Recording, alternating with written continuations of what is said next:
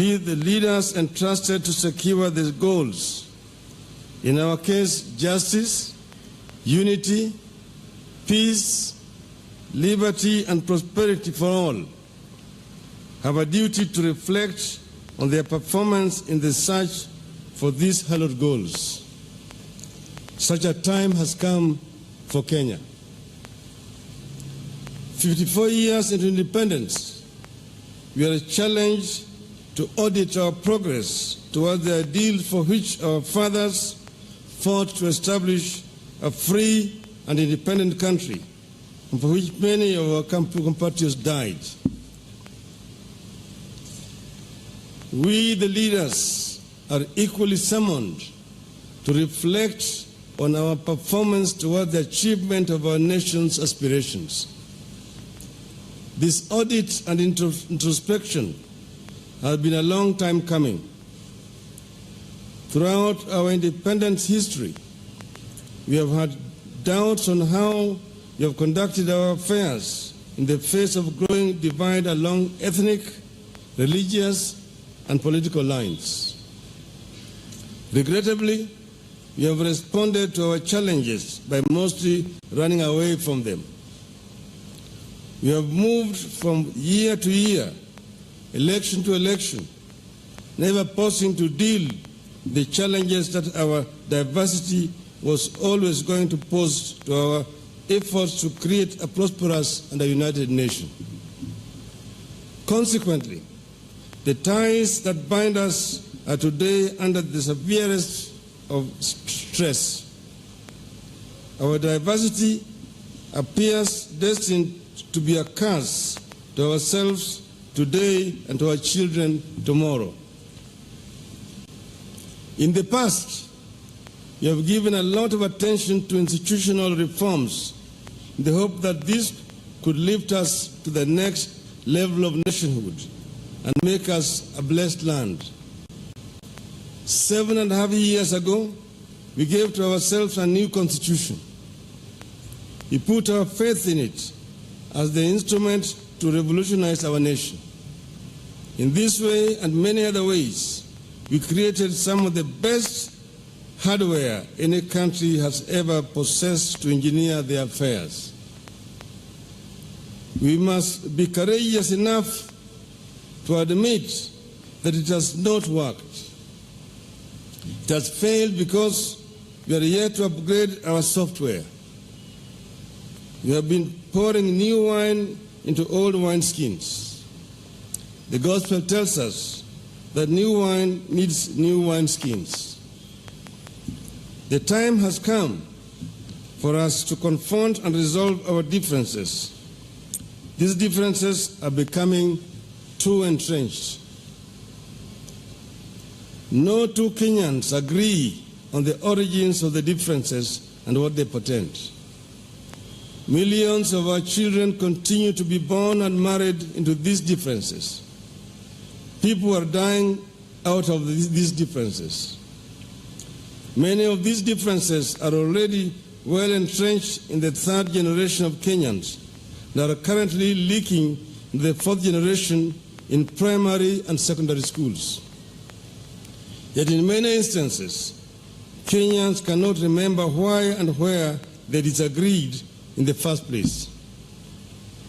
As we fight ostensibly to save ourselves from each other, the reality is we need to save our children from ourselves. My brother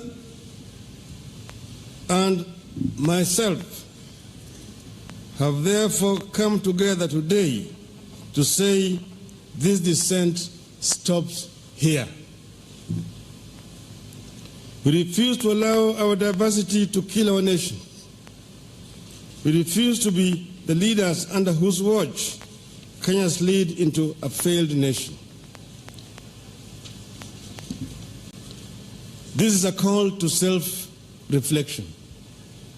We have to look into ourselves and challenge our readiness to make the changes that will allow our institutional reforms to work. So long as we remain divided, acrimonious, selfish, and corrupt, no amount of institutional reform will better our lives. The reform process will become an exercise in diverting attention from our own failings and taking refuge in the blame game. We therefore seek your partnership in this initiative, fellow Kenyans. We are all sailing in this one ship. We must come together to scoop out the water that has been sipping, or we shall capsize. We have traveled too far to turn back. We would never make it back to the shore. Yet we can't make it to our destination either. Our only option is to come together and scoop out the waters of animosity that we have been pouring into the boat before we all sink. Once again, as Lincoln said, the result is not doubtful. We shall not fail. If we stand firm, we shall not fail. God bless Kenya. So, kwa Kiswahili tumekuja pamoja na ndugu yangu Uhuru Kenyatta. Tumeongea kwa kirefu na tumekubaliana ya kwamba tunataka kuunganisha Kenya iwe taifa moja. Na tumesema mgawanyiko ambayo imekuwako tangu uhuru mpaka leo itakwisha hapa na sisi. Na kutoka hapa tunataka kuunganisha taifa la Kenya ili tutembee pamoja kama watu moja. Hiyo ndio sababu ya sisi kukuja pamoja hapa siku ya leo. And we say that the divide ends here, beginning the process of building the bridge that binds Kenya together. Yes, where we are. Sasa ndugu yangu ataongea. God bless. Thank you. Good afternoon, everybody. First and foremost, I have taken great pleasure this morning in welcoming my brother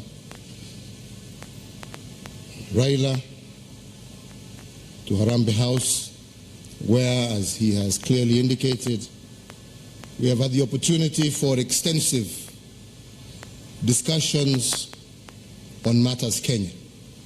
And we have come to a common understanding, an understanding that this country of Kenya is greater than any one individual. And that for this country to come together, leaders must come together. Leaders must be able to discuss their differences. Leaders must be able to discuss freely and openly what ails our country, what is the reason and the cause for the ethnic divisions and frictions that we see across the country, that sometimes lead to even intercommunal conflicts, as we have seen in various parts of our country. We have seen up in Wajir, as we have seen in the borders of West Pokot and Marakwet and many other places. So we have a responsibility as leaders to be able to come together to discuss these issues and to find solutions that will bind our people together, that will unify our country, and that will give us a life cycle that is beyond the 5 years that we have established for ourselves. Elections come and go, but Kenya remains. So as we plan ourselves for the future, our future cannot be dictated by the forthcoming election. Our future must be dictated by the prosperity, stability of our nation and the well-being of our people. Democracy is not, as has often been said, an end in itself. It is just a process by which the will of the people is heard, but the national good, the national interest must always prevail over those elections. And this is what me and my brother have agreed, that starting today, we will begin a process of bringing our people together, that we will begin a process of discussing what ails us and what creates division amongst us. And we look forward to the support of every single leader. We look forward to the support of every single Kenyan so that we can build together a united, harmonious, stable nation where no individual feels left out or left behind. So to me, this marks a new beginning for our country, a beginning in which we hope that we shall march together as Kenyans and that we can differ in terms of political alignment, but always remain steadfast and united in matters Kenya. So with those few and brief remarks, a more detailed statement will be given to all of you to be able to read and to understand, that formulates this new beginning that we seek to start. And we thank you for finding time to join us. And as my brother has said, we look forward to you to be our partners to create this new Kenya. Thank you, and God bless you.